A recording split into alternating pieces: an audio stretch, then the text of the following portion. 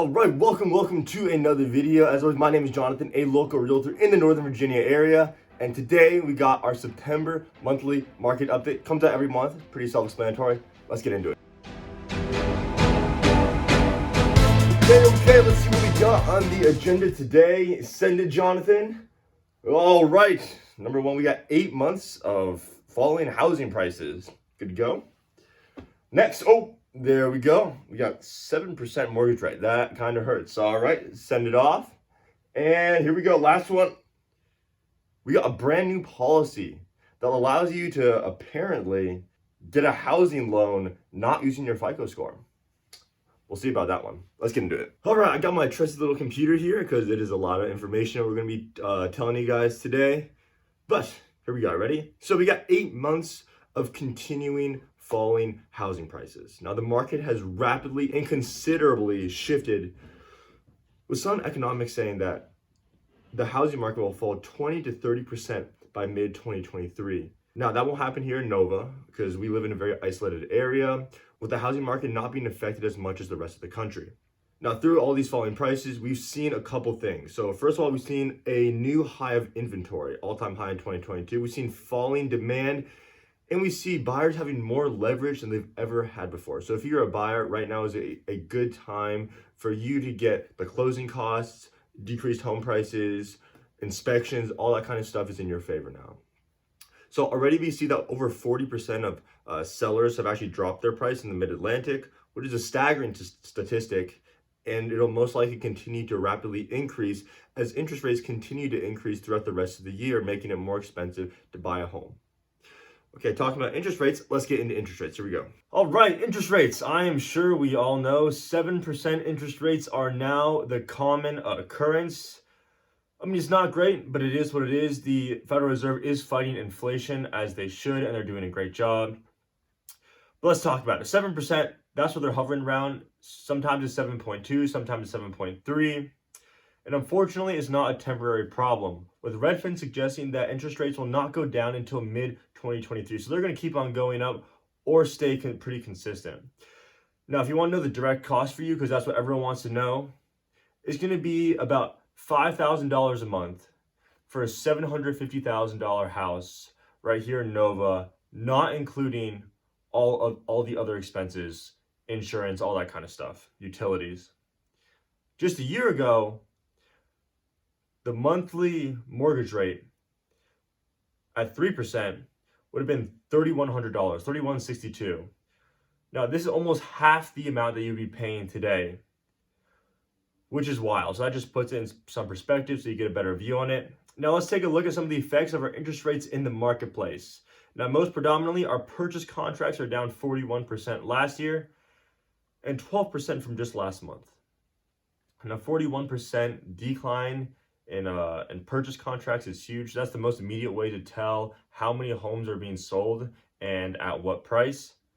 Now, the reason for the sudden deceleration from just last month, that 12% deceleration, is because of the interest rates were really hiked up about a month ago. I mean, about a little bit more than a month ago now that they really hit 7% for the first time, and everyone slammed on the brakes and said, whoa, like I'm not paying double for the same house that I was last year. And moving on, inventory is also at an all-time high of 1.3 months, causing buyers like you to have more options and leverage.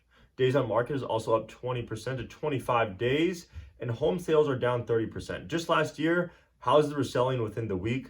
Now they're selling on an average of 25 days. That's like triple the amount of time it takes to sell a house now than it was at the peak in some of these super hot places in the real estate market. Now, of course, this next fact makes a lot of sense considering that the housing market is just going downhill. Interest in the housing market is at an all-time low, with many more people focused on inflation, how much your gas is, how much food costs are at the grocery store, and the holiday season coming up. So if I were you and I had to buy a house right now, what would I do? My strategy for pricing would be to not put an offer on more than the house was worth last year. So houses have gone up about 5% on average in Fairfax County. Now, some places like Falls Church, it's gone up 20% from last year. Year over year, the value of your home is still up 20% on average. So the strategy going into it would be to place an offer on a home at last year's prices. So whether that's a 20% difference or a 5% difference, the housing market is slowing down drastically. As I said, it's 12% in just a month. So really all the leverage is on your side and all the bargaining is on your side. All right, now let's go into that third point. Here we go. All right, that third item is going to be new legislation that now says buying a home and being qualified for a loan is not completely determined by your FICO score, which is crazy. I mean, this is like flipping the market. Now, this is primarily because of a lot of these studies coming out that say 53% of Americans are turned down due to bad credit, which means half of the population in America is not able to buy a home and fulfill that American dream because of bad credit.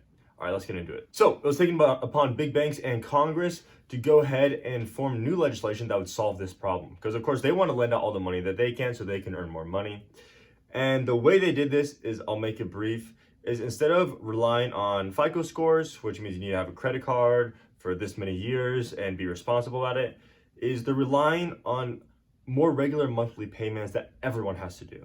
And they said that if you pay your monthly rent, your utilities, all these monthly expenses that you have, and you paid it on time, it's more likely for you to get approved through a loan through your reputation of these monthly payments of utilities and rent instead of using a credit card and just paying off your credit card every month. So the interesting thing about this is that since so many Americans can't qualify for a home buying loan, this will drastically increase the pool of buyers and make it much more accessible for a lot more people to buy homes, which could be a bad thing or a good thing. Now, there are pros and cons to this. Some analysts say that doing this legislation at this time with the housing market going so haywire will just be a catalyst to the destruction of the housing market and cause a 20% crash or something like that.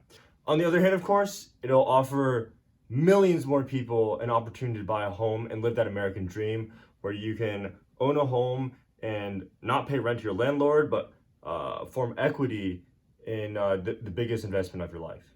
So that was a super brief summary. Take what you will from it. I personally think that it's a good thing. It gives more people the opportunity to make that dream of home ownership come true. But anyways, that is going to conclude the video. Make sure you guys like and subscribe. Thank you all so much for watching. As always, this is to keep you guys ahead. I hope this was a very informative video. You guys learned something.